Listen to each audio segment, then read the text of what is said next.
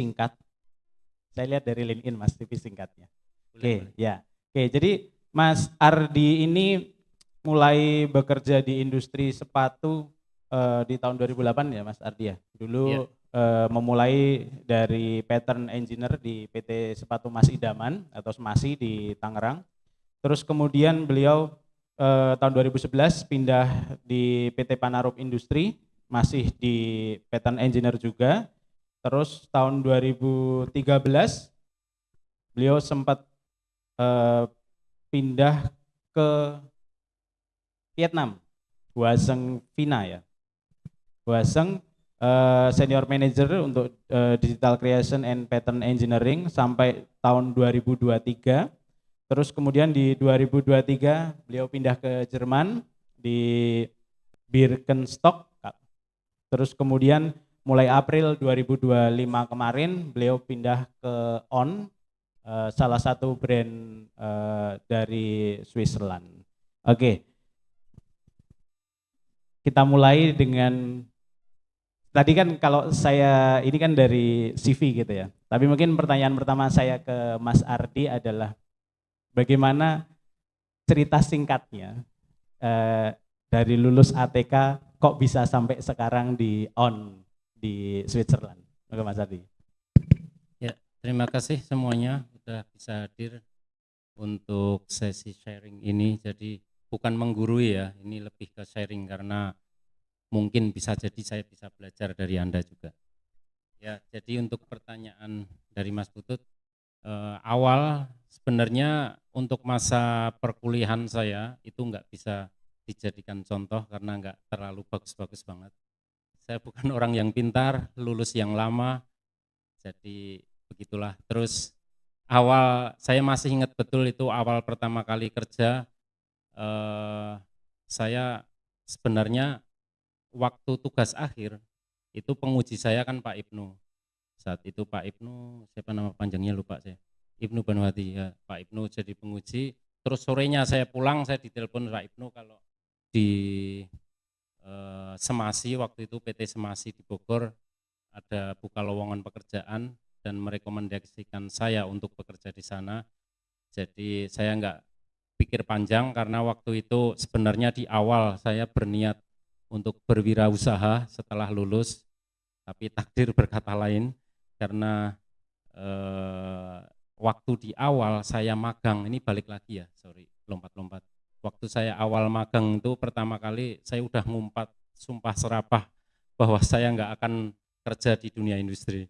Karena lihat dari awal pertama kali hari kerja itu lihat banyak orang, ribuan bahkan puluhan ribu keluar dan maksudnya masuk kerja dan keluar bareng. Di situ saya memutuskan saya tidak akan bekerja di dunia industri. Tapi balik lagi takdir berkata lain. Waktu Pak Ibnu menawarkan di Semasi itu saya cuman berpikir pendek aja kalau kayaknya saya butuh modal karena saya bukan orang yang berada buat orang tua saya, jadi saya cuman mikir sepertinya saya akan bekerja di dunia industri untuk modal aja, tapi setelah saya bekerja di perusahaan itu saya merasa kayaknya oke juga gitu, maksudnya saya masih bisa nyantai, pulang kerja saya bisa nongkrong sama teman-teman, jadi dari situ saya putuskan kayaknya saya lebih harus fokus di dunia industri ini gitu, walaupun di awal itu bukan apa ya namanya, bukan sesuai hati nurani saya gitu, cuman karena teman-teman lingkungan bagus jadi saya memutuskan untuk di industri. Terus saya pindah di Tangerang di Panarup, itu Adidas Factory. Di situ karena banyak teman juga alumni terutama dari ATK yang tiap Sabtu Minggu itu ada futsal dan lain sebagainya, saya memutuskan di pindah untuk di PT Panarup itu. Di PT Panarup saya sebenarnya dulu nggak ada mimpi goal atau apapun, tapi mulai dari Panarup itu sudah mulai kebuka gitu, mulai banyak berteman dengan para senior, terutama ATK ataupun yang lain, saya udah membuka diri gitu, kayaknya harus mulai ada target nih gitu. Lihat teman-teman dulu yang seangkatan saya, ada yang kerja di marketing kulit atau ada macam-macam, ada yang di corporate juga, mereka pulang pergi naik pesawat gitu, saya lihat.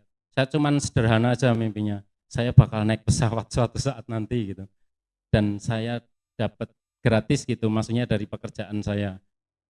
Cuman sesimpel itu. Terus lihat dari teman senior ada yang satu angkatan juga, senior ATK tapi kerja di satu perusahaan di Panarup, dia pindah di Vietnam. Dari situ kayaknya saya bisa deh untuk ke Vietnam.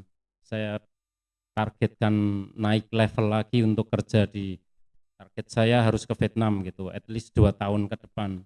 Saya mulai fokus mengasah skill saya nggak mikirin apa itu maksudnya gaji saya di situ dan lain sebagainya, cuman belajar aja. Terus bahasa Inggris juga saya jadi tekankan lagi di situ. Terus akhirnya ada lowongan, saya apply di Vietnam. Setelah di Vietnam mulai luas lagi jaringannya, maksudnya teman-teman nggak cuman ATK, nggak cuman orang Indonesia, tapi berbagai macam negara. Di situ saya udah menargetkan lagi, kayaknya saya harus Eropa atau US minimal, harus mulai lagi nggak ke Asia gitu. Dari situ saya mulai apply macam-macam CV saya ke berbagai perusahaan di Eropa khususnya sama US. Akhirnya nyantol di Jerman. Setelah Jerman udah mulai kayaknya nggak harus terlalu nyaman, walaupun saya udah berumur, tapi sepertinya ini terlalu nyaman, harus nyari yang lebih. Akhirnya pindah sekarang ke Swiss. Begitu ceritanya. Oke, menarik Mas Ardi. Berarti Mas Ardi bisa di posisi yang sekarang itu berawal dari Mas Ardi berada di pekerjaan tertentu gitu ya, posisi tertentu, terus kemudian melihat pekerjaan yang lain sebagai tantangan yang terus kemudian di setting sebagai goalnya Mas Ardi gitu. Tadi kalau diceritakan pas di Tangerang masih di Panarup, ada temennya yang sudah ke Vietnam, oh kok saya bisa ke Vietnam. Begitu ke Vietnam, terus kemudian setting lagi ke Eropa atau Amerika. Terus kemudian diterima di di Jerman, terus sekarang ke OnCloud dan sebagainya.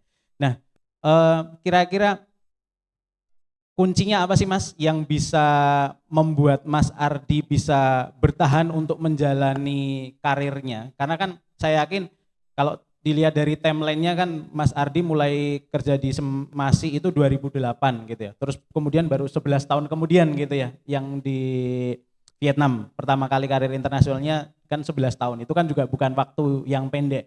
Dan kalau saya lihat dari recordnya Mas Ardi bukan dalam tanda kutip ya, alumni yang sering pindah-pindah. Ya pindah iya, tapi ada jangka waktu yang Mas Ardi selesaikan di pekerjaannya. Itu kira-kira kuncinya apa sih Mas bisa bertahan seperti itu di industri sepatu? Ya sebenarnya simpel aja ya, kayak sebelumnya tadi saya cuman fokus saja dengan pekerjaan, cuman walaupun itu tidak di hati kita gitu di awal, tapi saya fokus, saya harus bisa gitu. Kebetulan saya suka kompetisi gitu, jadi kalau lihat teman saya harus ada goal, saya harus lebih dari dia gitu. Tapi secara sportif ya, maksudnya enggak saring menjegal gitu.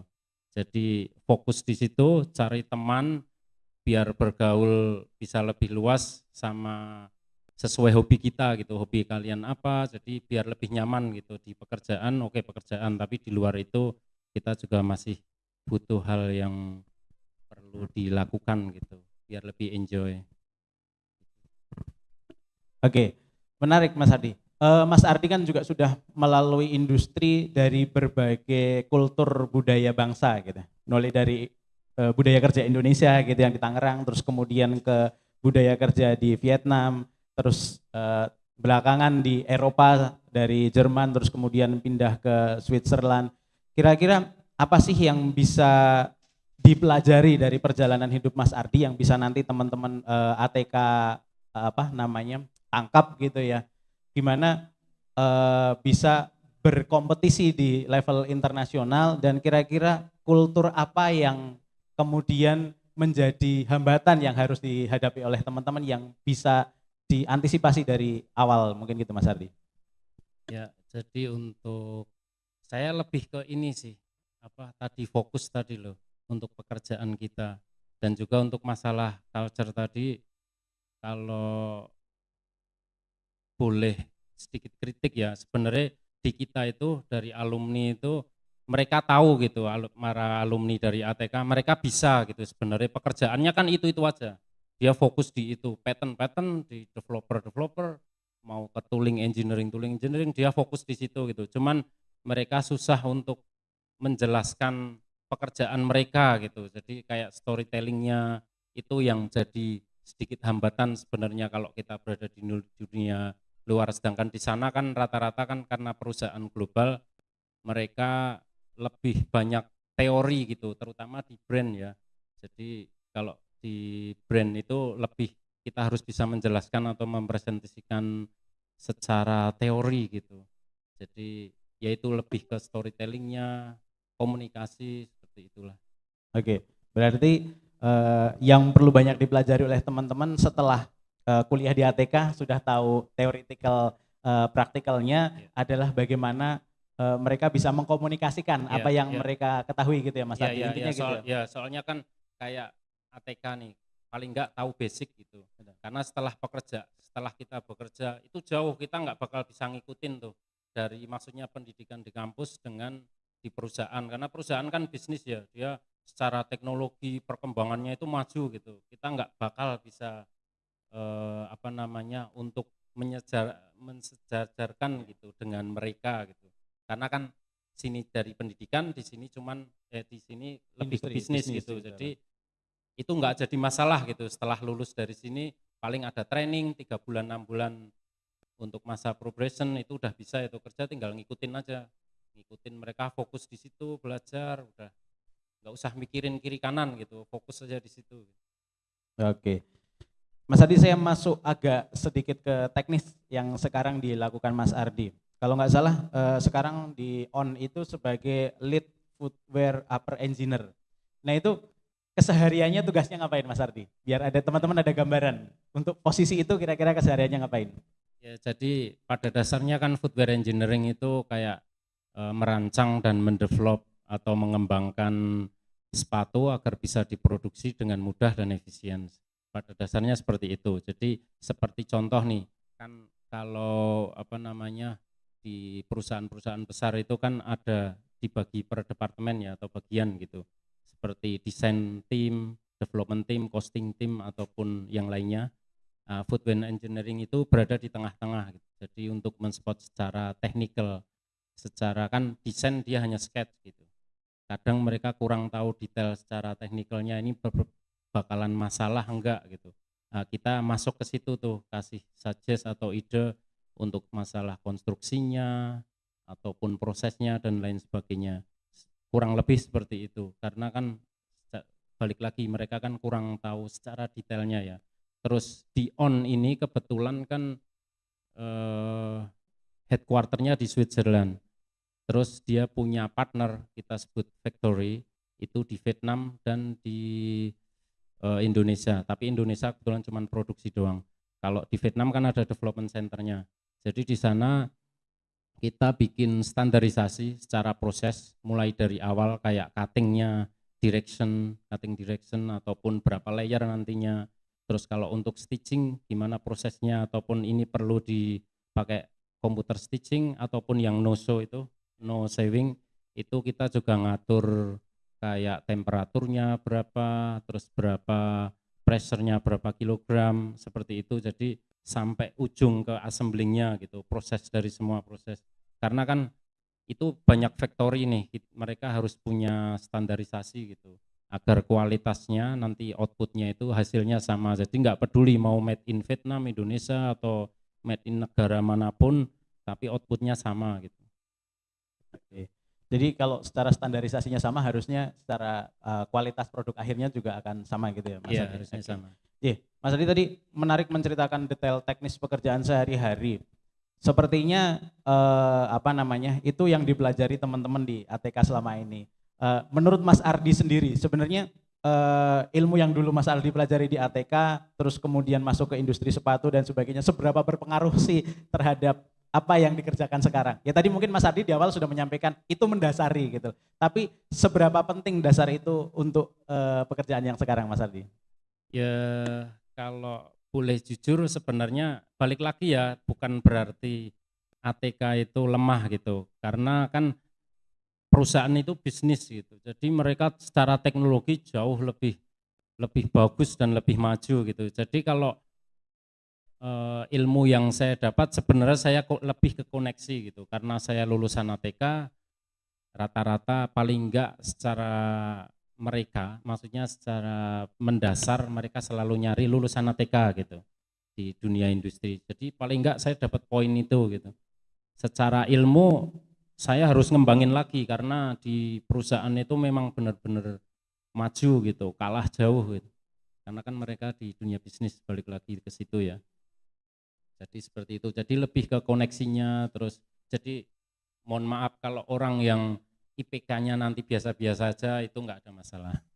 Buat saya ya, karena rata-rata atau mungkin kalau saya lihat sekarang Gen Z ya, kayaknya angkatan sekarang tuh lebih pinter-pinter gitu dibanding angkatan saya dulu gitu.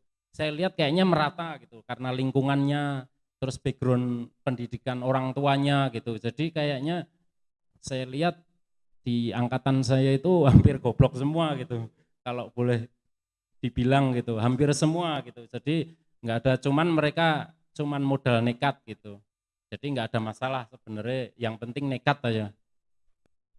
Oke, berarti sebagai lulusan ATK itu menjadi satu poin tersendiri ketika Mas Ardi mau memasuki dunia pekerjaan, karena ada koneksi yang alumninya sudah jadi apa, di mana dan sebagainya gitu ya. Mungkin rekomendasi juga kadang berpengaruh ya Mas kalau di dunia industri. Iya, gitu. benar.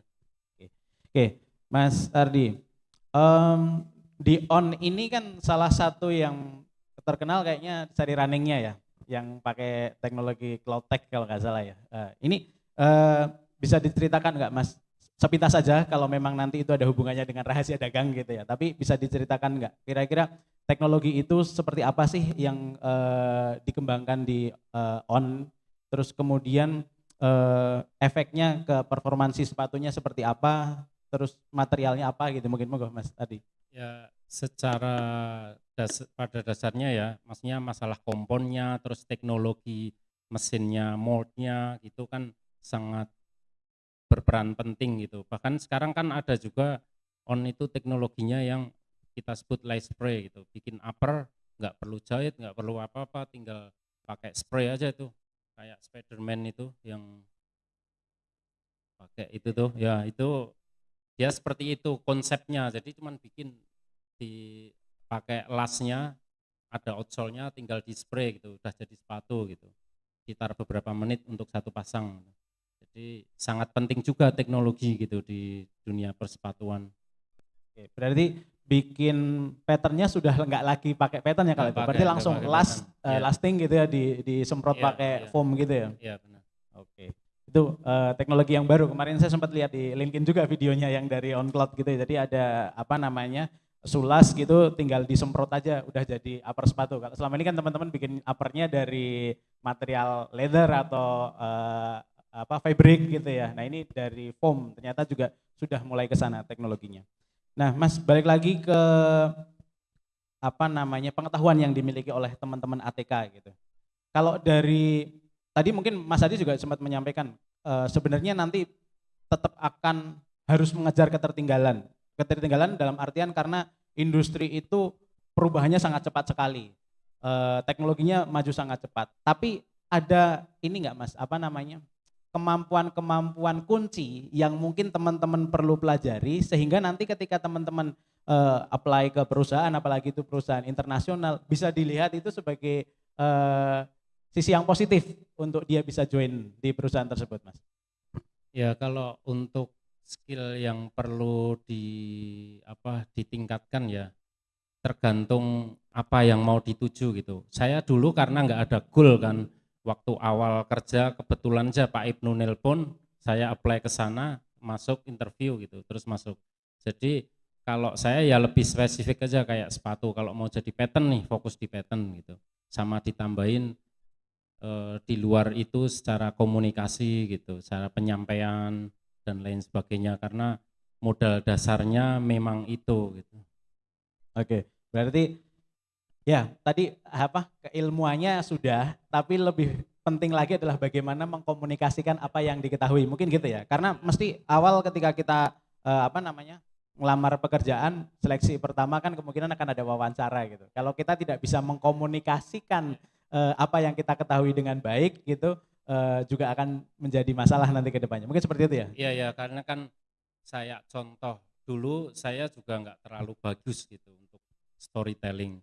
Saya ada salah satu senior, dia di Nike, Pak Iwan kalau tahu, kenal beliau. Dia juga salah satu mentor saya yang untuk menyemangati saya gitu bahwa kita bisa loh lulusan ATK itu untuk di dunia luar itu. Salah satunya kelemahannya yaitu storytelling kita sangat lemah.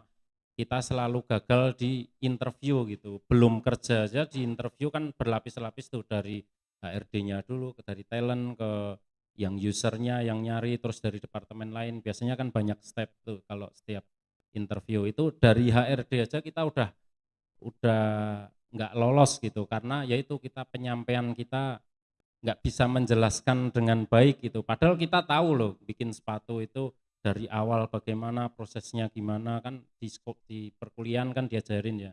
Cuman kita nggak bisa menyampaikan dengan baik, jadi mereka nggak kayaknya kurang deh, Oke. kurang confident gitu. Oke. Nah itu mungkin teman-teman yang ada di ruangan ini gitu ya, mulai diperbaiki lagi, berlatih lagi untuk bagaimana bisa menyampaikan cerita atau storytellingnya, kemudian bisa berkomunikasi, bisa convince orang yang kita ajak ngomong. Karena saya yakin kalau dari sisi technical mesti, ya bukan kalau kita bilang cukup, mesti industri akan terus berkembang gitu. Tapi modal dasarnya sudah ada. Saya baru saja kemarin siang Mas meeting sama salah satu HRD industri yang kebetulan dia vendornya Adidas juga di Indonesia gitu. Dia menyampaikan sebenarnya kalau dari sisi lowongan untuk lulusan ATK itu ya mesti ada terus posisinya, sisa-sisa, maksudnya sisa-sisa dalam artian lowongannya banyak. Bahasa Jawanya turah-turah, kasarannya seperti itu dari sisi lowongan gitu. Cuman permasalahannya adalah bisa atau tidak si mahasiswa ATK untuk masuk ke posisi itu, memantaskan diri untuk masuk ke posisi itu, dan mau atau tidak.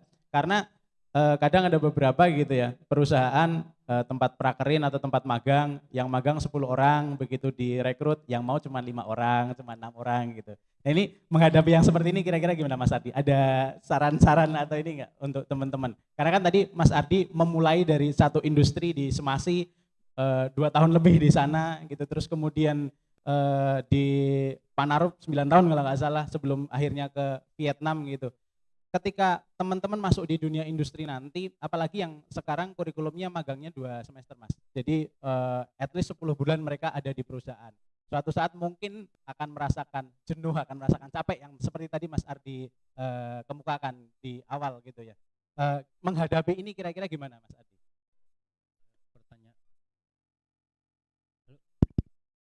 Pertanyaan yang bagus ya. Jadi kalau saya sih harusnya lebih ke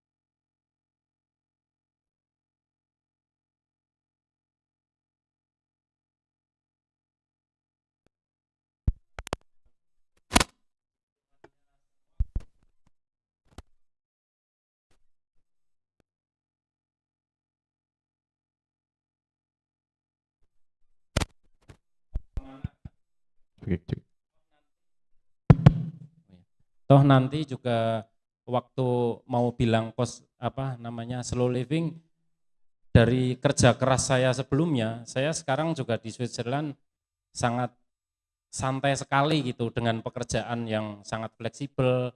Maksudnya fleksibel itu kamu mau datang jam berapa, pulang jam berapa, terserah gitu. Contoh nih, maksudnya di dalam kontrak memang selama di kontraknya itu seminggu 40 jam. Jadi 9 to 5 lah, dari jam 9 sampai jam 5 sekitar itu, kurang lebih seperti itu. Itu secara kontraknya, tapi kan karena fleksibel dan masuk kerjanya itu by trust gitu, jadi mereka percaya aja, nggak perlu absen, nggak perlu apa, jadi kita yang ngatur sendiri gitu waktu. Kalau lebih ya kira-kira kamu mau berangkat jam 9, mau pulang jam berapa terserah, yang penting delivery on time gitu, nggak, maksudnya nggak ada masalah, kerjaan beres.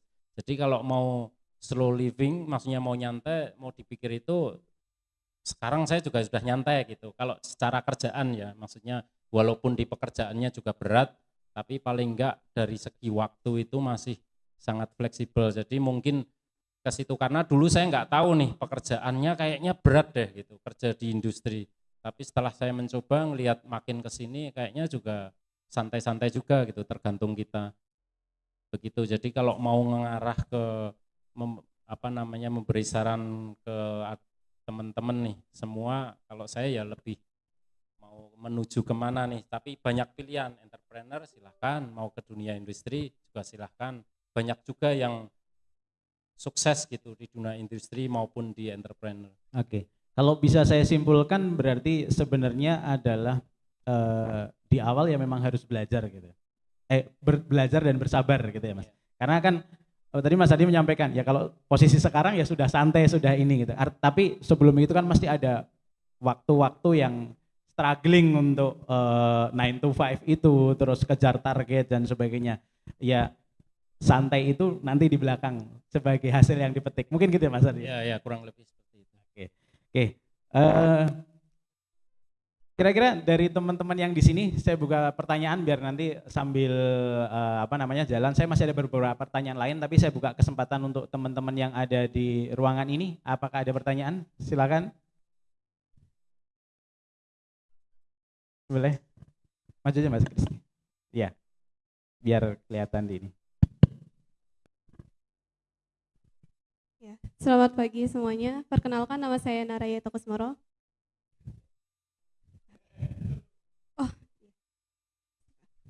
Ya, saya mau tanya, sebenarnya yang dicari dari industri-industri luar untuk kita-kita yang mau masuk industri, misal di dalam Indonesia ataupun di luar negeri, itu sebenarnya apa sih yang dicari sama mereka sehingga mereka tuh yakin untuk menerima kita?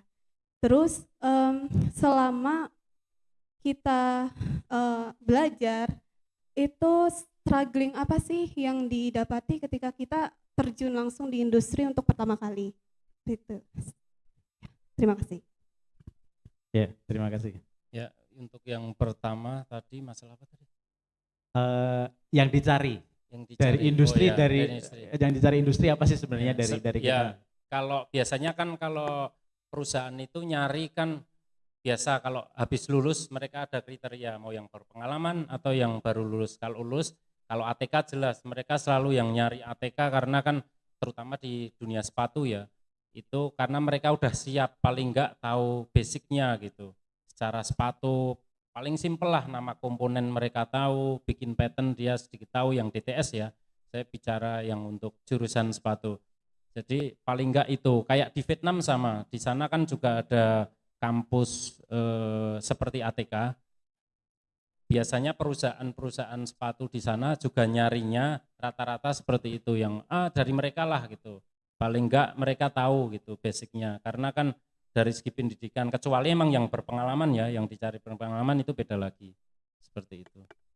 Oke, berarti kalau teman-teman yang baru ini ya memang keilmuan dasarnya yang di ATK diketahui dulu semuanya gitu, tinggal bagaimana mereka mengkomunikasikan, mungkin gitu ya Mas? Iya benar, sama kan bagus juga dari pihak akademik juga suka kolaborasi kan dengan mereka, itu membuka peluang juga buat para mahasiswa yang udah mau lulus untuk nanti bergabung dengan perusahaan tersebut. Nah ini Mas, terus yang kedua tadi pertanyaannya terkait dengan strugglingnya awal-awal dulu ya, awal-awal dulu Mas Ardi ketika masuk ke Semasi gitu ya, kan kuliah ya seperti itu, maksudnya ada praktikum, ada ini, tapi kan tidak kadang teman-teman pas masuk ke dunia industri itu kaget dengan culture-nya. Yaitu tadi satu, bertemu banyak orang. Terus kemudian 9 to 5. terus kemudian nanti masih kejar target, masih kadang mohon maaf dimarahin sama ekspat sama ini dan sebagainya. Strugglingnya gimana Mas Ardi dulu? Ya kurang lebih seperti itu juga ya, walaupun jam kerja juga saya struggling waktu di awal. Saya hari pertama kali kerja saya masih ingat tuh, berangkat jam 7, pulang jam 10 malam. Itu hari pertama kali kerja. Saya udah mikir, wah ini mah udah lewat dari kontrak jam kerja saya gitu. Cuman karena rata-rata di Indonesia kan stylenya kayak gitu, pekerjaan rata-rata yang untuk staffnya, bukan yang operator ya. Kalau operator kan biasanya UMR dia gaji per jam gitu istilahnya. Tapi kalau buat kita rata-rata kan kayak diminta untuk loyalnya gitu. Jadi udah di awal saya memang saya oke lah saya ikutin aja. Tapi toh yang penting saya ada waktu weekend minimal untuk ketemu dengan teman, menyalurkan hobi untuk biar menghilangkan stres itu tadi gitu. Dulu kalau di Tangerang sering main futsal dan lain sebagainya. Jadi seputar itu terutama jam kerja sih yang dulu bikin saya mau menyerah gitu, balik aja lah gitu. Dengan sebelumnya yang saya jadi mahasiswa sangat santai sekali gitu. Saya cuman berangkat kuliah bahkan saking santainya jadi molor kepanjangan kuliahnya. Oke. Karena cinta kampus jadi panjang Cinta. kuliahnya. Oke, ada pertanyaan lagi dari teman-teman yang ada di ruangan ini? Ada? Belum ada? Oke, ada, silakan Mas Firos. Maju Mas.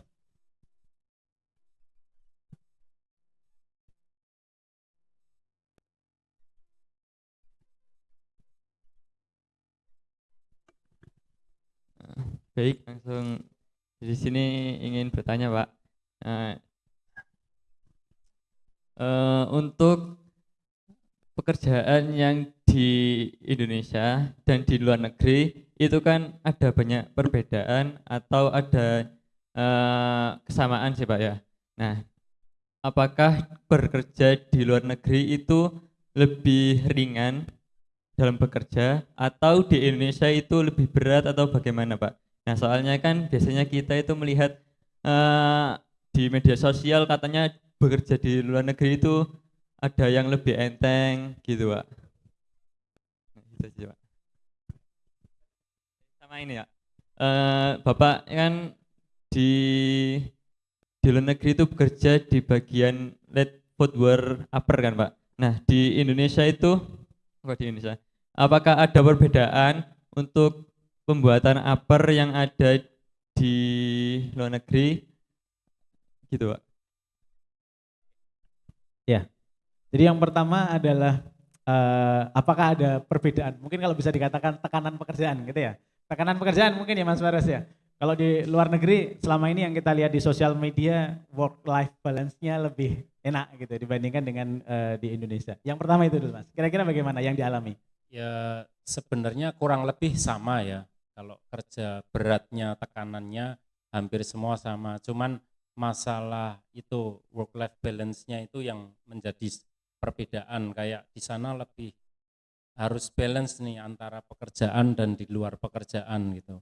Karena kan memang pemerintahannya, culture-nya semua kan di sana lebih menjunjung peri kemanusiaan gitu. Kalau di sini kan rata-rata, dan itu juga sebenarnya tergantung dari posisi dan di mana kalian bekerja gitu. Kayak contoh kalau di awal ya memang bekerja selalu berat, kayak tadi saya di awal pertama kerja, hari pertama kerja aja saya berangkat jam 7 pulang jam 10 malam.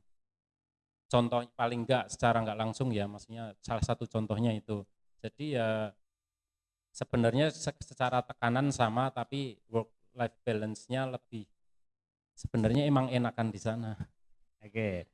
Jadi biar memotivasi teman-teman untuk bisa berkarir di internasional ya, terutama mungkin area Eropa ya. Karena kan luar negeri kan Mas Ardi juga pernah di Asia juga, Asia Tenggara juga di Vietnam sama Eropa. Kira-kira kalau Asia Tenggara, Vietnam gitu sama Indonesia secara culture apakah sama dari sisi pekerjaan? Ya tetap ya itu ya Mas, ya benar banget. Maksudnya lebih enakan lagi memang di pertama nih di brand, bukan di factory-nya ya. Kalau mau milih-milih nih. Terus kedua kalau di negaranya ya memang Eropa. Sejauh ini karena saya tahu baru Asia sama Eropa, kalau mau di compare ya emang lebih fleksibel lah kalau di Eropa. Kayak contoh di Taiwan aja ada temen di sana, kerja di sana juga, di Shanghai sorry, itu dia malah 996 gitu. Jadi jam 9 sampai jam 9 pagi sampai jam 9 malam selama 6 hari. Itu di Shanghai. Maksudnya masalah jam kerja ya kalau kita bicara jam kerja. Tapi kalau tekanan yang lainnya ya sama saja sih. Maksudnya setiap pekerjaan kan kalian punya job desk masing-masing ya. Yang penting kelar apa. Kalau enggak ya semua tekanan sama sih. Cuman masalah jam kerja aja yang bikin kita enjoy gitu. Oke. Pertanyaan kedua tadi karena Mas Ardi di upper, kayak Mas saya di upper atau nanti koreksi kalau saya salah. Ada beda nggak sih antara upper yang diproduksi di Eropa gitu ya, upper teknologi uppernya Eropa sama teknologi uppernya di Indonesia misalnya? Atau mungkin karena Mas Ardi juga sudah pernah ke beberapa brand, untuk masing-masing brand itu berbeda atau enggak? Mungkin gitu. Kalau untuk proses dan lainnya sebenarnya sama sih. Bikin sepatu kan sepatu ya. Mau bikin upper, mau bikin apa, hampir semua sama gitu. Jadi nggak ada perbedaan. Tinggal prosesnya aja kayak dia inovasi di materialnya atau kalau di toolingnya, di bottomnya itu. Tapi kalau secara ini sih sama sebenarnya kalau untuk upper. Oke, jadi kalau ilmu dasarnya sama gitu ya. Mungkin tinggal pengembangannya di masing-masing perusahaan yang berbeda. Termasuk tadi mungkin balik ke pertanyaan awal ketika saya bertanya kira-kira ilmu apa yang perlu dijadikan kunci oleh teman-teman, karena misalnya kayak aplikasi saja beda brand biasanya beda ya. Ada yang pakai Crispin, ada yang pakai Delcam, ada yang pakai ini dan sebagainya. Tetapi kira-kira secara umum apakah tekniknya sama, cuman beda aplikasi aja Mas? Iya, sebenarnya ya itu bagus banget ya. Dulu kan saya backgroundnya juga pattern engineering, jadi udah banyak tuh software, macam-macam software yang ganti dari awal Delcam, yang di Crispin itu, terus Gvero dan lain sebagainya, Mindcat, iCat, macam-macam software. Pada dasarnya kan sama, cuman itu tools doang gitu. Tool atau fungsinya yang beda, tinggal kita tahu nih. Yang penting kita tahu kita mau bikin apa, mau dibuat apa, mau pengen hasilnya apa, kan tahu. Saya pengen nyari ini. Sebenarnya secara garis besar sih sama. Jadi software, perbedaan software itu kalau buat kita ya yang udah di dunia industri itu enggak jadi masalah. Kayak pengalaman harus, kayak contoh nih, biasanya cari pengalaman yang harus bisa software Crispin seumpama. Coba aja apply yang kalian enggak ada pengalaman itu enggak masalah, yang penting pas interview kita bisa menjelaskan, itu kan cuman software doang gitu. Yang penting saya tahu maksud saya yang saya mau gitu untuk software itu, tinggal beda function doang. Oke, berarti lebih penting teman-teman tahu konstruksi bagaimana membuat sepatunya dan aturan di sepatunya gitu ya. Kalau pattern konstruksinya gimana, perhitungannya gimana ya. Jadi software entah itu Delcam, entah itu Crispin, entah itu apa tadi yang disebutkan Mas Adi, itu lebih ke tools saja yang membantu proses pekerjaan gitu ya. Oke, menarik. Saya tadi juga tertarik dengan Mas Ardi bercerita ada alumni yang di Nike, terus kemudian ada alumni yang di Shanghai, gitu. Ada teman yang di Shanghai dan sebagainya.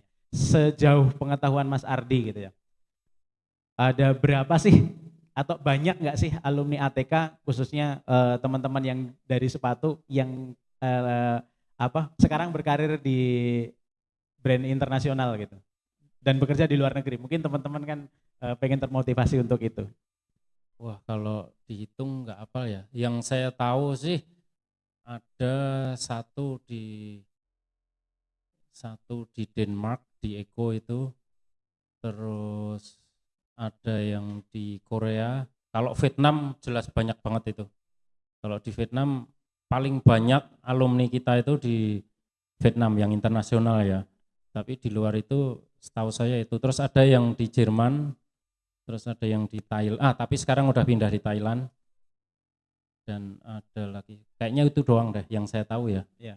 Oke, berarti tapi maksudnya secara peluang terbuka ya, peluang untuk itu. Terbuka, ya. Jadi mungkin mulainya dari Vietnam dulu terus baru kemana-mana gitu Mas. Dulu saya karena mulai dari Vietnam jadi sepertinya bagus buat batu loncatan. Okay. Paling enggak untuk memperluas semua, karena semua kan tergantung lingkungan ya. Lingkungan kita santai, kita ikut santai. Kayak dulu lah angkatan saya yang kuliah, orangnya kayaknya rada-rada gitu, kaum mendang-mending, jadi orang ikutan semua gitu. Karena lingkungan aja, kalau lingkungannya pada bagus gitu. Kayak di Tangerang dulu lingkungannya bagus juga gitu. Kayak ada dulu senior jam-jam ya, kalau tahu itu kan juga lingkungannya maksudnya bisnis banget gitu. Jadi tergantung kita mau berada di mana untuk paling enggak kita ngasih satu patokan orang nih. Kalau saya ya, ini saya harus kayak dia nih gitu.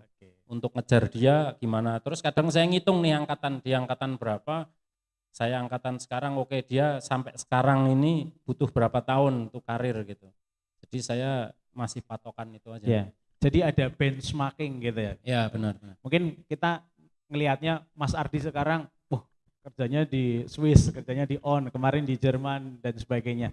Tapi berarti yang perlu kita juga pertimbangkan adalah kapan Mas Ardi memulai karir hingga sekarang berada di posisi ini. Dan teman-teman juga harus benchmarknya seperti itu. Jangan terus kemudian besok selesai magang pengen langsung jadi manajer kan, itu kan nggak mungkin gitu ya. Mas Ardi mungkin gitu ya? Ya benar. Oke. Ada prosesnya. Ya. Ada prosesnya. Nah ini ingat teman-teman, ada prosesnya, semuanya ada prosesnya. Karena gini Mas Ardi, mungkin saya juga sambil cerita supaya ada tambahan informasi untuk Mas Ardi, karena kan dulu dengan sekarang secara kurikulum jelas berbeda, secara metode jelas berbeda gitu ya. Tadi mungkin saya sudah spill di awal bahwasanya sekarang prakerinnya itu 2 semester atau sekitar 10 bulan lah efektifnya nanti di perusahaan, sekitar 8 sampai 10 bulan. Kalau dulu Mas Ardi mungkin 1 bulan atau 1 bulan cukup. Dulu magangnya cuma 1 bulan teman-teman, Mas Ardi. Nah kalau sekarang 10 bulan, kira-kira ketika nanti teman-teman ini prakerin 10 bulan di perusahaan, itu kan jadi salah satu tempat mereka untuk menunjukkan performansinya begitu ya, biar dilihat oleh perusahaan sebagai karakter yang baik, terus kemudian yang bisa terus kemudian direkrut oleh perusahaan dan sebagainya. Ada saran nggak Mas, selama 10 bulan itu apa yang bisa mereka lakukan supaya mereka satu tetap berkembang dari sisi keilmuan, karena kan mereka belajar gitu ya pas prakerin itu, tapi yang kedua secara performansi mereka juga bisa dilirik oleh perusahaan gitu dan membangun portofolio. Monggo Mas Ardi. Itu 10 bulan itu full di nanti perusahaan ada itu. Di satu perusahaan, tapi di semester 5-nya mereka kemungkinan akan ada rotasi di beberapa divisi gitu. Terus kemudian nanti di semester akhirnya biasa untuk bikin laporan tugas akhir mereka akan di satu divisi tertentu untuk melihat apakah ada masalah atau problem solving yang bisa dilakukan di divisi itu gitu. Oke. Ya kalau saya ya pengalaman sebelum, maksudnya waktu di Swiss entah Jerman atau Vietnam, kalau ada intern itu ada magang ya. Kalau orang magang itu mereka bagusnya ya, mungkin juga bisa masukkan juga. Jadi pas magang itu benar mereka ngikutin gitu prosesnya dan lain sebagainya. Tapi mereka juga kadang ngasih ide gitu, nggak usah takut. Ide kan cuman ide doang, toh mau diterima enggak masalah. Yang penting deketin atasannya siapa yang jadi penanggung jawab itu, atau sama lingkungan sekitar yang dekat, ngasih ide aja, kasih ide. Bagusnya kayaknya gini deh, berdasarkan pengalaman kalian selama perkuliahan atau selama magang itu, jadi mereka lebih tertarik gitu. Oh ini aktif juga orangnya gitu, enggak yang pasif cuman ngikutin instruksi dari mereka bikin ini itu kan kayak operator ya istilahnya. Jadi lebih ke ide gitu, berani mengungkapkan pendapat gitu. Yang penting dengan sopan dan ngikutin aturan di sana yang berlaku di sana. Oke, menarik. Jadi kalau dari tadi omongan kita bisa saya sarikan adalah teman-teman harus menunjukkan dirinya dari komunikasi, dari bagaimana presentasi, storytellingnya dan sebagainya. Karena basic keilmuannya sudah ada nih, tinggal teman-teman mengembangkan ke yang lebih baik lagi dari sisi komunikasinya. Ada pertanyaan lagi sampai sini dari teman-teman sebelum saya lanjutkan pertanyaan saya? Ada? Belum? Oke. Kalau belum nanti sambil jalan kalau ada pertanyaan silakan angkat tangan, nanti kita beri waktu untuk bertanya. Pertanyaan saya selanjutnya Mas Ardi adalah terkait dengan kalau saya lihat dari background tempat bekerja Mas Ardi gitu ya, walaupun tadi ada beberapa perusahaan yang sudah dijalani, tapi selalu tidak kurang dari 2 tahun di perusahaan tersebut. Apakah waktu 2 tahun lebih itu menurut Mas Ardi adalah waktu yang ideal untuk terus kemudian menimba ilmu di perusahaan lain dengan pertimbangan apa waktu itu, atau ya memang kebetulan aja 2 tahun gitu? Mas Ardi. Ya itu sangat tricky ya, maksudnya tergantung karena namanya manusia kan beda-beda. Yang mau nyari nge-hire orang juga beda-beda gitu perspektif. Karena jadi tinggal nanti disimpulkan sendiri ya. Jadi kayak contoh nih, ada ada perusahaan mereka yang nggak suka dengan track record yang pindah-pindah gitu. Ada yang seperti itu. Tapi ada juga yang perusahaan memang secara pribadi kan mereka ada alasannya. Karena mereka pindah, mereka nggak mau nyaman. Alasannya dilihat dulu gitu. Kalau saya dulu jujur, saya selalu pindah itu kalau saya nyaman. Kalau saya pindah karena tekanan, karena saya cowok ya, kayak bukan laki gitu. Contoh ya, maksudnya secara ego kayak gitu. Jadi saya tanamkan, saya pindah kalau saya merasa nyaman. Jadi kayak gitu. Jadi memang titik bahaya itu kan apa istilahnya, itu titik paling ternyaman gitu ya. Jadi hindarin itu. Saya cuman gitu aja pola pikir saya yang saya tanamkan. Kalau saya nyaman, saya harus pindah karena kan terbuai nanti kenyaman. Saya di Vietnam ini sebenarnya kelamaan, hampir 10 tahun. Terlalu nyaman gitu di sana. Apalagi setelah menikah, saya bawa keluarga di sana sudah mulai nyaman gitu. Cuman setelah lihat Covid waktu itu, terus kondisinya Vietnam kok kayaknya sedikit banyak banget terlalu ketat gitu untuk masalah Covid. Terus saya lihat di dunia luar kok kayaknya bebas gitu-gitu, terus akhirnya wah ini memang terlalu nyaman gitu di Vietnamnya. Jadi gitu aja. Tapi balik lagi itu tergantung dari perusahaan apa gitu. Kalau saya sih mau berapa tahun silahkan, tapi yang penting kalau udah nyaman pindah aja, cari yang lain kan jadi naik level gitu. Iya. Kayaknya penyuka tantangan Mas Ardi. Karena tadi set awalnya kan tantangan gitu ya Mas. Dan mungkin agak berkebalikan dengan banyak orang. Banyak orang itu kalau nggak nyaman pindah malah. Kalau nyaman ya tetap di situ. Nah ini Mas Ardi memberikan perspektif baru kepada kita, sesuatu yang berbeda. Kalau belum merasa nyaman di perusahaan itu justru harus ditaklukkan ya Mas, di perusahaan itu. Jadi harus bertahan di perusahaan itu, ditaklukkan. Kalau sudah nyaman, oh berarti saya harus mencari tantangan yang lain. Ini sesuatu yang menarik yang mungkin bisa dipelajari oleh teman-teman. Karena selama ini mungkin kebanyakan orang akan berpikir, wah saya nggak nyaman di sini, saya mau pindah gitu. Karena kadang ada juga ya 1-2 oknum gitu ya, yang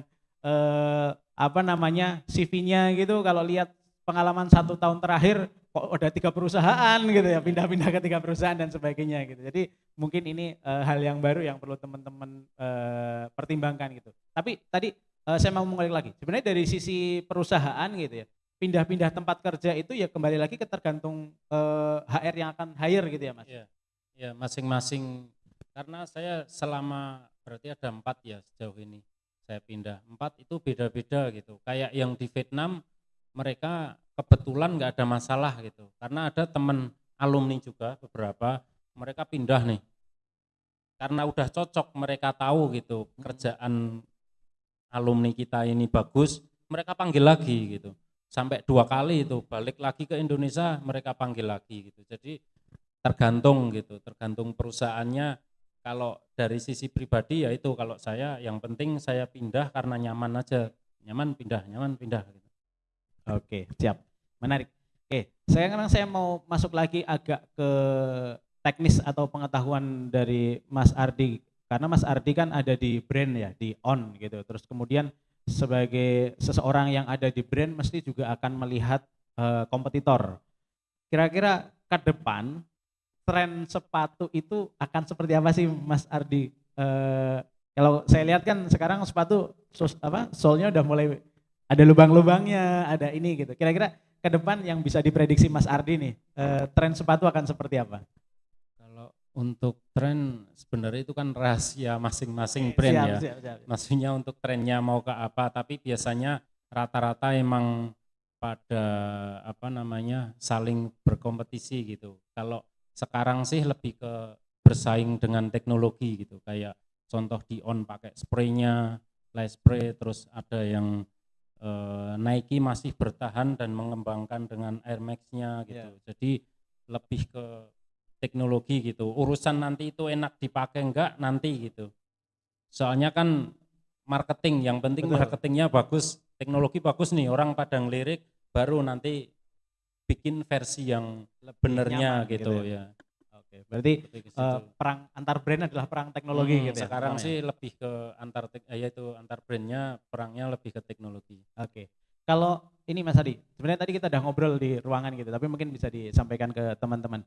Kalau dari perspektifnya Mas Ardi, kira-kira industri sepatu di kita di nasional, terutama yang hubungannya dengan brand gitu, ke depan akan seperti apa? Apakah akan mulai banyak perusahaan-perusahaan sepatu bermunculan gitu, atau karena ada apa namanya kondisi geopolitik yang ini terus kemudian berpengaruh, kira-kira gimana Mas Adi? Ya kalau sejauh yang saya tahu ya, mungkin bisa salah, tapi yang saya tahu karena saya menggeluti di situ, jadi sebenarnya di dunia persepatuan itu kan mereka kan 10 tahun terakhir atau 5 tahun terakhir lah, Vietnam kan terlalu cepat gitu perkembangannya di dunia sepatu gitu, karena dari labor cost-nya murah dan juga perizinan gampang gitu. Jadi semua banyak brand-brand besar itu pada pindah ke sana gitu. Atau berproduksi lebih banyak di sana dibanding di Indonesia. Terus mereka ada planning juga ke India, tapi ada kendala kayak nyari orang susah dan lain sebagainya. Terus kalau yang saya dengar sih sekarang udah mulai lari ke Jawa gitu, karena bisa bersaing dengan Vietnam secara labor cost untuk operatornya gitu, kan lebih murah ya di Jawa, terutama Jepara dan lain sebagainya itu. Jadi saya pikir Indonesia harusnya 2 tahun ke depan nih kita lihat pasti lebih maju gitu, atau lebih banyak ordernya dibanding di Vietnam. Oke, ya. Ini kayaknya juga kemarin kami juga ngobrol dengan industri, memang ada beberapa yang kemarin sempat low season ketika ada ya kondisi geopolitik ekspor ke Amerika yang susah dan sebagainya. Tapi begitu tarifnya berubah, sepertinya ordernya juga sudah mulai naik lagi ya Mas. Kalau dari sisi itu. Oke. Kalau untuk on sendiri Mas, yang di Indonesia pasarnya apakah Indonesia atau akan diekspor ke Eropa dan sebagainya? Itu kan sebenarnya produksi doang ya, di negara itu tuh kayak mau di Vietnam, di Indonesia itu kan cuman produksi doang, tapi untuk marketnya dia pasti sebar aja di seluruh dunia gitu, karena itu kan cuman produksi. Makanya di label size-nya, di label sepatunya kan biasanya ada made in Indonesia atau Vietnam, itu pasti di mana-mana aja. Maksudnya itu cuman sebatas produksi doang, kalau marketnya dia bisa kemana aja. Jadi hitung-hitungan Seluruh biaya dunia. produksi aja ya? Iya, Lebih karena murah kan di lebih mana murah dan kan sebagainya kalau gitu ya, Oke. terutama kayak di Indonesia ataupun di Vietnam kan, kalau Asia kan lebih murah ya Betul, untuk betul. biaya produksi. Oke, sampai sini ada pertanyaan dari teman-teman? Lagi, silakan. Ada pertanyaan lagi? Kalau nanti selesai nanti habis ini. Oke. Oke, ada lagi pertanyaan?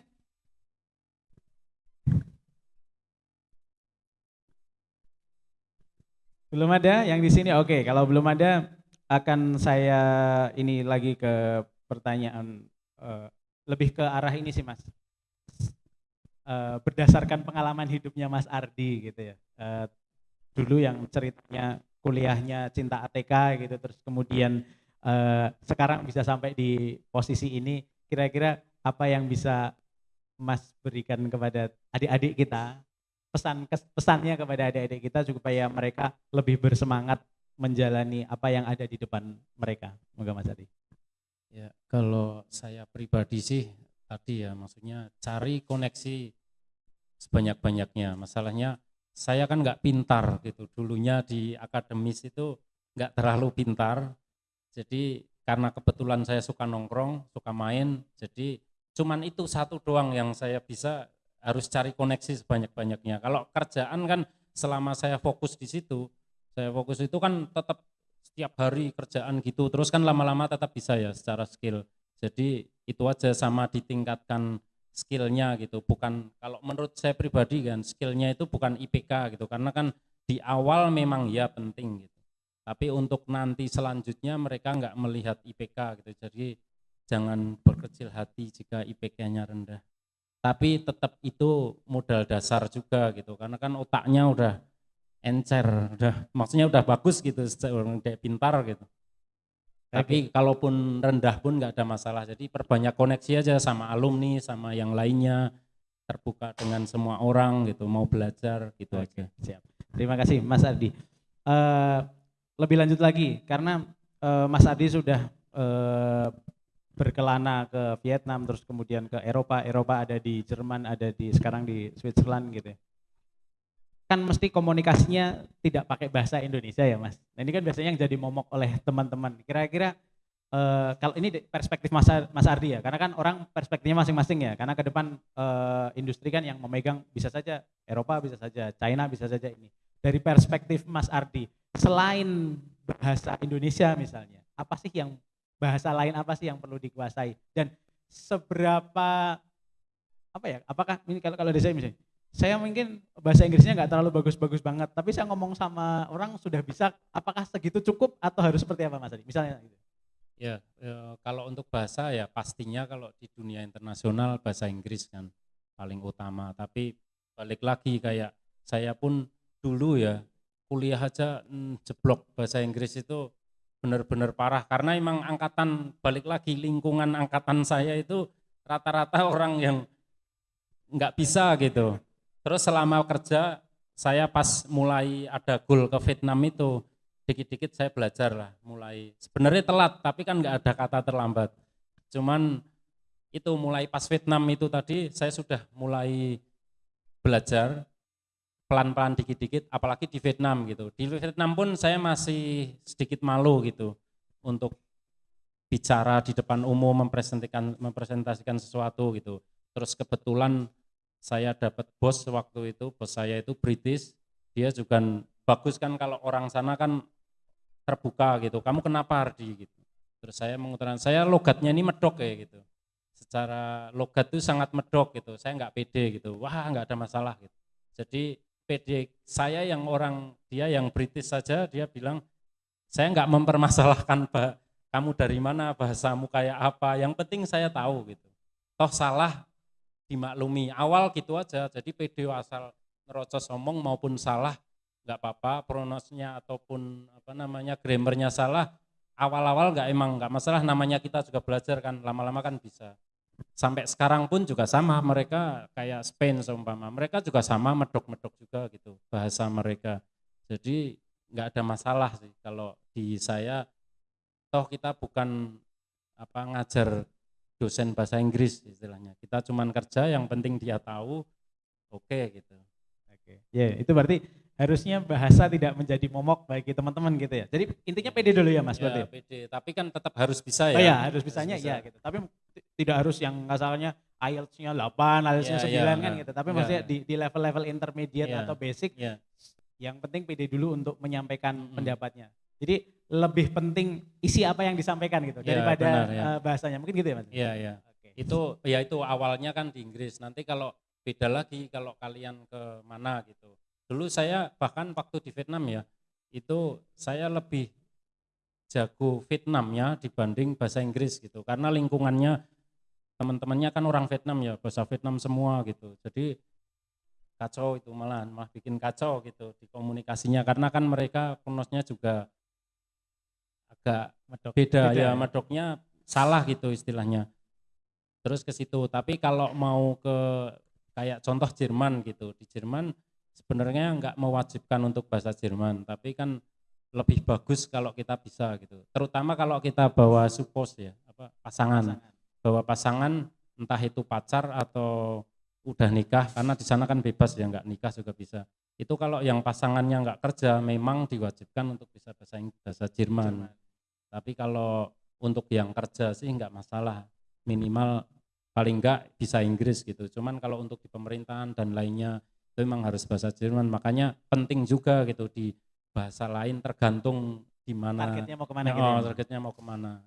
Ya, kalau targetnya mau ke perusahaan Korea ya mungkin ditambah bahasa Koreanya. Ya, itu lebih targetnya ke China ya. Ya, oke. Berarti gitu ya. Jadi tidak hanya apa namanya bahasa Inggris sekarang karena komunitasnya bisa bermacam-macam, jadi lebih dari satu bahasa asing jadi punya nilai tambah juga. Mas, kalau misalnya sejauh pengalaman Mas Ardi gitu ya, untuk mendaftar, kalau sekarang sih mungkin sudah dilihat sebagai profesional skill ya gitu ya, yang terakhir-terakhir di Eropa. Tapi kalau dulu ketika mendaftar gitu, kira-kira apakah teman-teman mahasiswa butuh semacam portofolio yang sudah disiapkan untuk meyakinkan si rekruter terhadap kemampuan yang bersangkutan? Ya kalau harusnya ya, kalau yang baru awal dari mahasiswa emang perlu sih, paling enggak karyanya apa, magang di mana, apa itu dimasukin aja kan lebih meyakinkan mereka gitu bahwa oh ini udah ada orang, toh yang dicari kan yang baru gitu, yang baru lulus gitu. Jadi akan lebih bagus juga kalau ditambahin itu, terus ikut training apa, itu biasa kalau di awal. Tapi setelah itu memang itu kadang nggak dibaca gitu. Maksudnya kayak contoh training apa-apa gitu nggak terlalu, tergantung sih bagian apa, tapi perusahaan dan di bagian mana. Tapi sejauh saya yang saya kerja kayaknya nggak baca, kalau kita juga nyari orang nggak terlalu memperhatikan itu, yang penting pengalamannya gitu. Oke, berarti akan berbeda ketika kita melamar kerja sebagai seorang yang berpengalaman dengan kita melamar kerja sebagai seorang fresh graduate gitu ya. Ya, Kalau berpengalaman ya dari CV pengalamannya sudah cukup mungkin, kayak misalnya Mas Ardi di Vietnam sekian tahun, di ini sekian tahun, itu sudah dilihat sebagai sebuah pengalaman. Tapi kalau untuk teman-teman fresh graduate yang baru akan memasuki dunia industri ini, berarti portofolio menjadi lebih penting ya Mas? Iya benar, sama kayak contoh yaitu bagian apa, kayak contoh desainer gitu, mau ke desainer ya portofolionya paling enggak gambaran Hasil karyanya gitu untuk mengembangkan, karena kan memang sejauh ini nggak ada ya yang desainer dari ATK. Ada sih beberapa tapi brand lokal kalau nggak salah ya. Brand lokal. Karena kita selalu kalah dengan yang bukan di dunia sepatu, malahan kayak di desain produk dari ITB, ITENAS ataupun yang lainnya gitu. Rata-rata kan kalah di situ karena memang mereka fokusnya mungkin ya proses secara desainnya. proses desainnya, jadi emang lebih gitu. Jadi kalau di teman-teman ATK lebih banyak di manufakturnya ya, Iya, di manufaktur, proses patternnya, developmentnya gitu ya, Iya, tidak di desainnya. Oke, ada pertanyaan lagi teman-teman yang ada di sini? Silakan, mumpung ada kesempatan bertanya dengan Mas Ardi yang pengalamannya sudah luar biasa. Harapannya bisa menginspirasi teman-teman ya, terutama yang akan mulai magang ini. Ada juga yang mungkin semester 2 menjadi gambaran ke depan bahwasanya oh ada loh, bisa loh sampai di posisi itu gitu. Selama ini mungkin baru dengar cerita-cerita, oh ada yang kerja di sini, ada yang kerja di sini, ada yang kerja di sini gitu. Nah sekarang Mas Ardi ada di depan kita gitu. Ada pertanyaan, silakan.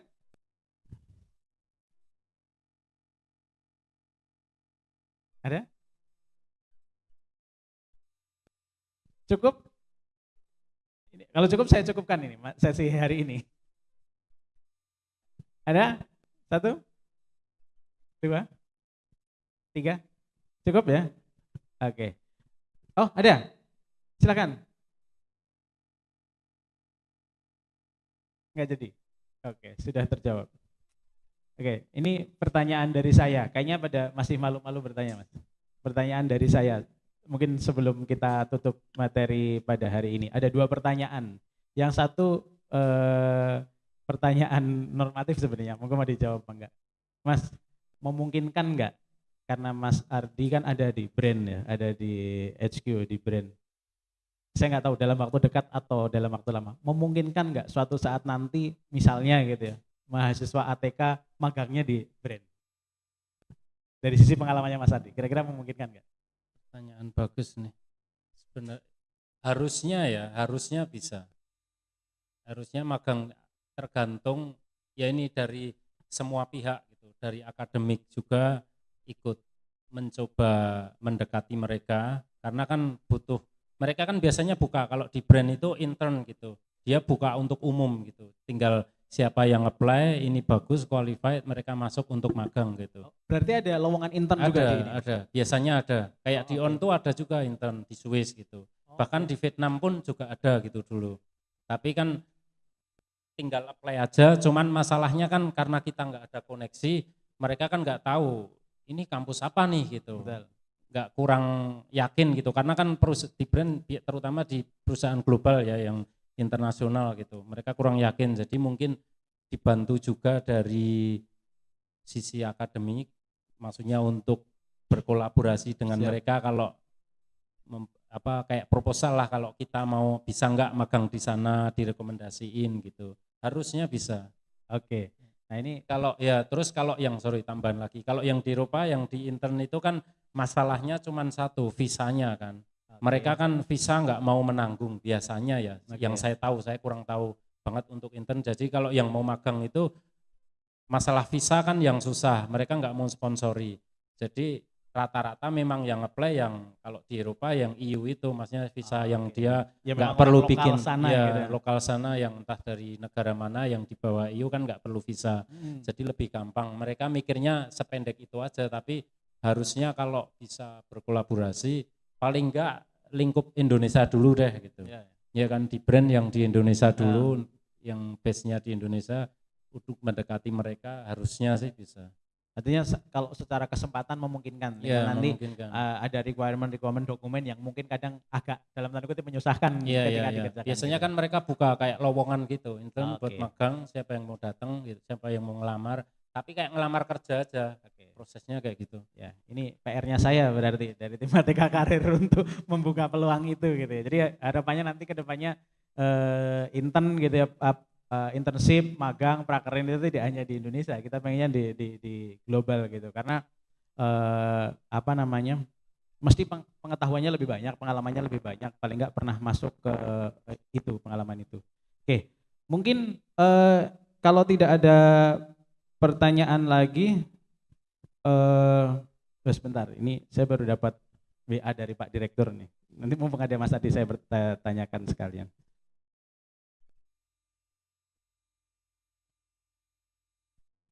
Oke. Nah, Pak, ini ada pertanyaan titipan dari Pak Direktur baru di WA. Challenge untuk teman-teman lulusan ATK untuk bisa bekerja di luar negeri. Challenge-nya apa, Mas? Pertama yang perlu disiapkan, terus kemudian tantangan yang perlu dihadapi di awal itu apa, Mas?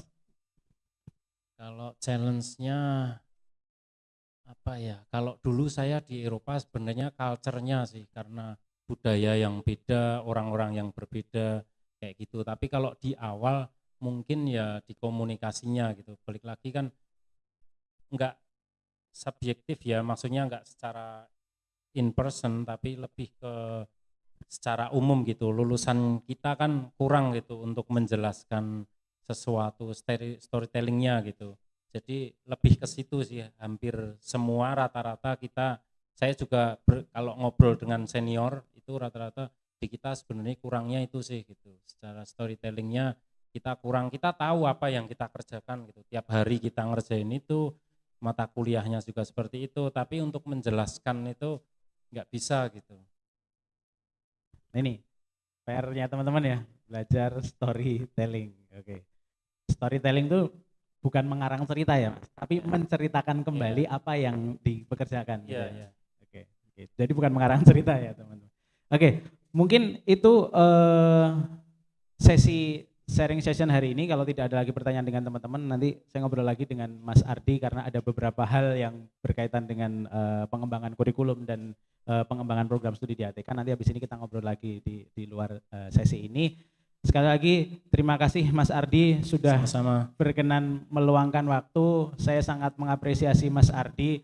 Kalau biasanya kita ngundang narsum itu kita yang mencari narsum gitu ya. Kalau Mas Ardi agak berbeda gitu. Mas Ardi yang kontak kita. Saya mau ke Jogja sekalian mau sharing nggak sama teman-teman. Berarti kepedulian Mas Ardi dengan ATK sangat luar biasa gitu. Terima kasih sekali Mas Ardi. Mungkin sebelum saya tutup pertemuan pada siang hari ini, ada satu closing statement dulu dari Mas Ardi. Boleh balik lagi ke pesan, boleh silakan Mas, untuk closing statement untuk teman-teman yang ada di ATK dan untuk ATK-nya. Monggo Mas Ardi. Ya, kalau pesan atau statement terakhir ya, yang penting nggak usah minder gitu dengan background kita mau dari apa, yang penting nekat aja, berani untuk mencoba gitu, belajar dan lain sebagainya. Oke, terima kasih. Ya, satu yang dapat saya simpulkan dari Mas Ardi bahwasanya untuk bisa sampai ke posisi puncak, teman-teman harus menyukai tantangan. Kalau tadi Mas Ardi menggambarkan kalau biasanya orang itu nggak nyaman pindah, Mas Ardi kebalikannya. Kalau nggak nyaman dibikin nyaman dulu, setelah nyaman baru pindah. Ini yang sulit dihadapi oleh teman-teman. Terus kemudian yang jadi hal penting lagi yang teman-teman perlu pelajari adalah bagaimana teman-teman bisa menceritakan kemampuan teman-teman, kemampuan storytellingnya teman-teman. Jadi teman-teman pinter bikin sepatu, teorinya pinter dan sebagainya, tetapi begitu ketemu dengan recruiter, ketemu dengan perusahaan yang ingin merekrut kita, teman-teman tidak bisa menjelaskan, juga jadi sayang kemampuan teman-teman. Nah ini mungkin mumpung masih ada waktu gitu ya, yang semester 2 masih ada waktu lama, yang sekarang semester 4 besok akan prakerin di perusahaan. Pada saat prakerin dimanfaatkan waktunya untuk belajar berkomunikasi yang baik, belajar berstorytelling yang baik supaya teman-teman bisa dilirik oleh perusahaan lebih bagus lagi, dan harapannya nanti bisa punya kesempatan seperti Mas Ardi gitu ya, bekerja di luar negeri dengan work life balance yang bisa dibilang sangat bagus kalau di Eropa. Mungkin seperti itu. Terima kasih teman-teman atas partisipasinya pada pagi hari ini. Saya akhiri, bila ada kekurangan kami mohon maaf. Akhir kata, wassalamualaikum warahmatullahi wabarakatuh. Selamat siang semuanya, sehat dan sukses selalu. Terima kasih. Mau foto bareng silakan di depan dengan Mas